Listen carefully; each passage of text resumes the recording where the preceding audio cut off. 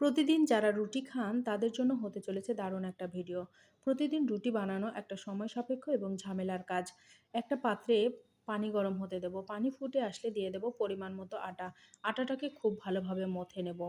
মথে নিয়ে আটাটাকে গোল, গোল করে লেচি কেটে নেব। রুটিগুলোকে খুব ভালোভাবে বেলে নেব। সবগুলো রুটি একসাথে বেলে নেব এবং রুটিটাকে একটু সরিয়ে রাখবো। তা না হলে একটার সাথে আরেকটা লেগে যেতে পারে। একটা তাওয়া গরম হতে দেব। তাওয়া গরম হয়ে গেলে একটা রুটি তাওয়াতে দিয়ে দেব। এপাশ ওপাশ করে ৫ সেকেন্ড করে ভেজে নেব। ভেজে একটা ঝুড়িতে উঠিয়ে নিব সবগুলো রুটি। তারপর একটা জায়গায় একটা পরিষ্কার ন্যাকড়া পেতে সবগুলো রুটি ছড়িয়ে দিব যাতে ঠান্ডা হয়ে যায়। ঠান্ডা হয়ে আসলে একটা এয়ারটাইট বক্সে ভরে রেখে দেব। এই বক্সে যেন পানি না জমতে পারে এইজন্য বক্সের নিচে এবং উপরে ২ টা কাগজ ব্যবহার করব। এভাবে রাখলে পানি পড়বে না এবং রুটিগুলো খুব ভালো থাকবে। ১ সপ্তাহ নরমাল ফ্রিজে এমনিই থাকবে।